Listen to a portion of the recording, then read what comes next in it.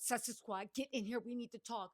It looks like William actually orchestrated a hostile takeover of Harry's charity. You guys, we got to get into this. More and more evidence is coming out every day, and it looks like the worst. Now, let me just start off by saying if you don't know what's going on, Prince Harry had Centable. It was also a charity that he co-founded with his good friend, the Prince of Botswana, to honor their passed away mothers. Centable means forget me not or forget you not.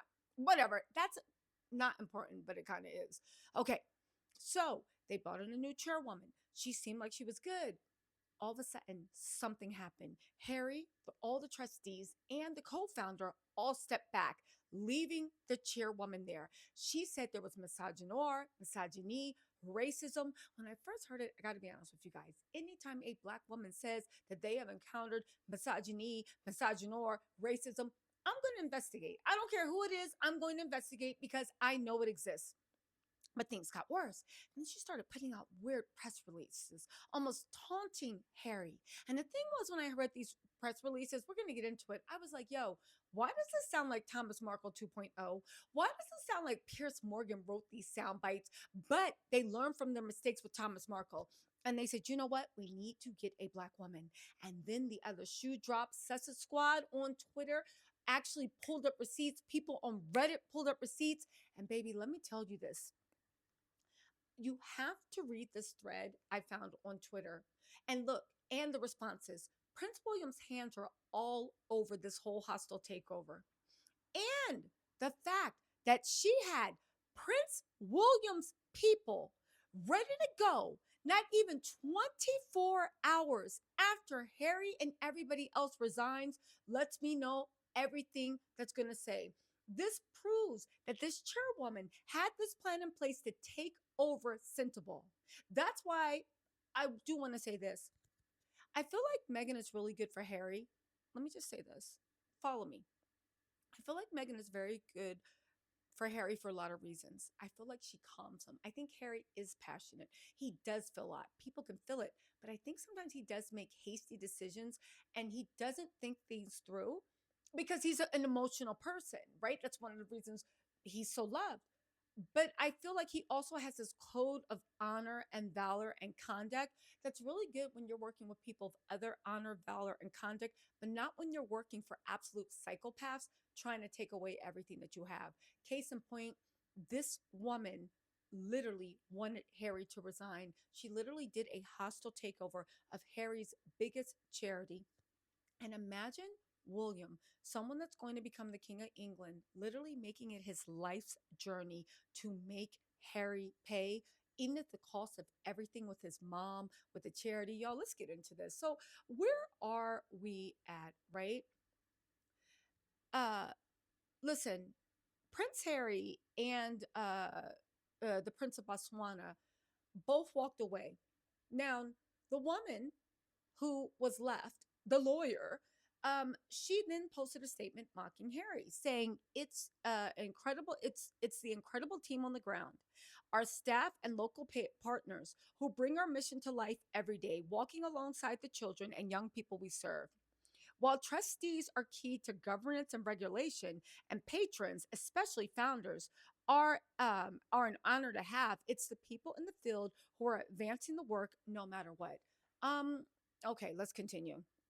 Our commitment to supporting youth in South Africa with better health, stronger livelihoods, and climate resilience remain as strong as ever. The work continues because they deserve nothing else. Now, I thought it was weird when it said the climate resilience because I was like, this sounds like Earthshot, which brought me to the point. This woman actually attended Prince William's Earthshot prize. She was given an MBE title by Queen Elizabeth. She is very much a monarchist. She loves that whole thing. Now, that in itself doesn't mean anything, but listen to this.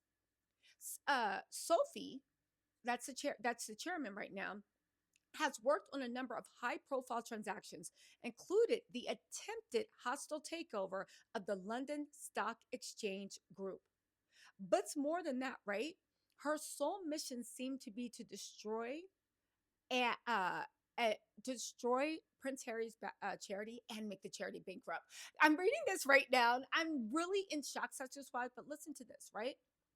On March 26th, the Duke of Sussex and the Prince of Botswana announced a devastating decision to step down as patrons of the charity, backing the trustees who also resigned over a fallout with Chairwoman Dr. Sophie Shanduka. After trustees asked Sophie to resign, she brought a lawsuit against the Centable, which supports young people from Africa. The Charity Commission, based in UK, confirmed they are investigating. A sensible source familiar with the situation tells People magazine that Sophie has placed significant legal and financial strain on Sensible. According to the source, when Sophie was appointed in July 2023, the organization was in stable financial standing, but that changed under her leadership. When the most recent fundraising deal collapsed in December 2024, internal discussions began about her stepping down. By February, the board formally requested her resignation, but she allegedly refused. When trustees moved the vote to remove her, she filed a legal challenge to block the process. She also said there was an injunction the court had issued blocking them from firing her. Guess what? The injunction was a lie. She never had an injunction. The courts never sided with her. A key turning point reportedly came when tensions arose between Sophie and a major funder of the Sensible Polo Cup, the charity's flagship fundraising event. As a result of this breakdown, the 2024 match did not take place. Separately, she hired external consultants at the cost of over $600,000 to develop new fundraising strategies and build relationships with potential donors, allegedly without securing board approval. They said the trustees felt they couldn't, in good conscience, continue to place legal and financial strain on the charity by proceeding in court, and chose to resign. You guys, her sole mission, I believe, at this point was to, and I'm not even joking, was to destroy the charity and or bankrupt it, and also blame Harry. It has not escaped my attention that the barbs she is saying toward Harry sound just like what Thomas Markle was saying. It's weird, but get this, right? Alex is sowing discord in the West on Twitter said, as someone who has worked with a lot of NGO spaces in East Africa that relied on donors, one way we saw people steal funds from organizations was by hiring overpriced consultants and legal teams. Paying consultants more money than they can bring back to the table is a major red flag.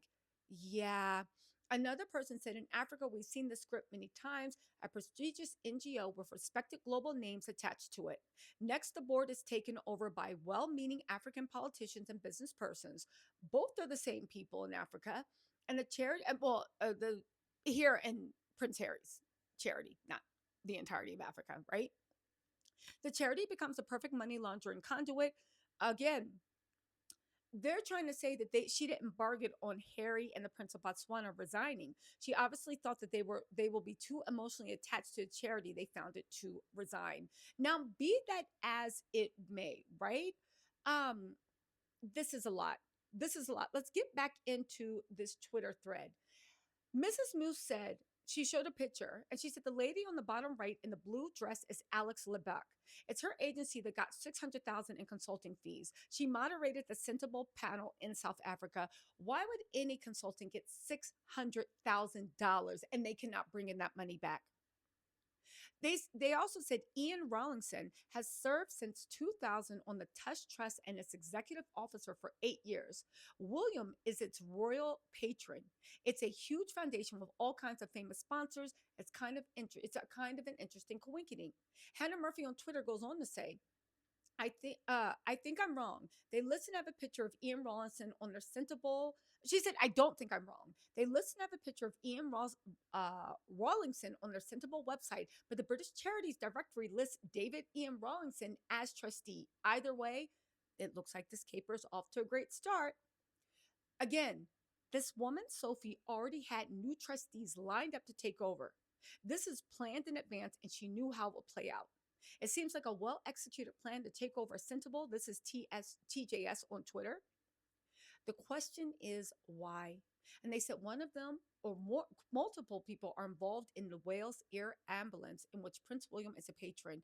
This is a little too close comfort for me. Again, you guys, let's put this all in perspective, okay? Prince Harry, everybody involved in Sensible that is loyal to Harry, actually everybody in the trustees completely resigned. This woman has been a problem from the start.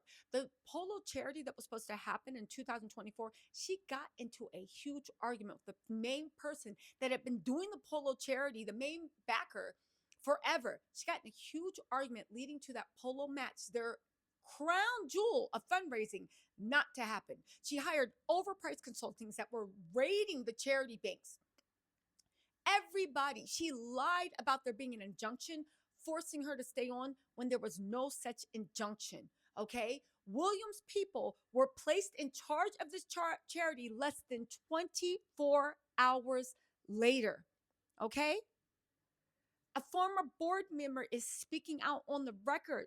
She said it was an almost dictatorial style that this woman had. On top of this, right? Uh, they were saying uh, that they really did just appoint a lunatic because, again, where do you see this going? I'm going to say this: to do a hostile takeover of a charity that was created over the death of two people's mom is completely insane and unhinged and just pure evil. Again, I didn't know the other co-founder was the Prince of Botswana, whose mother had already passed. This lady is insane, but it's something to see how she predicted each and every person's move, okay? Like, how did she know about the board vote in time to go to the courts and threaten them with a legal process? How indeed? I have thoughts on this. I think this might have been a fix. And again, this might be a little conspiracy. It might seem like I'm talking trash, but I am telling you, by the twitching of my thumbs, something wicked this way comes. Let's not forget that William have a lot of cronies in the UK government, and they've been trying to take Harry down for a while. They orchestrated a hostile takeover of Harry's charity in honor of his mother. And you know what's even more disgusting and more shocking? I am really scared for Invictus. Remember a year back when I was like, if I was Invictus, I wouldn't go anywhere near the UK. They're going to try to, I wouldn't be surprised if they drop uh,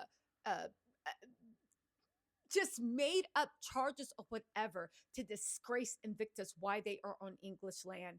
William is insane. He is possessed. And it looks like our first instincts were right and that the Wales' fingerprints are all over this. You guys, this is updated. I'm going to try to get more information. Let me know if you want me to post a second video today. I can start upping the videos if you want.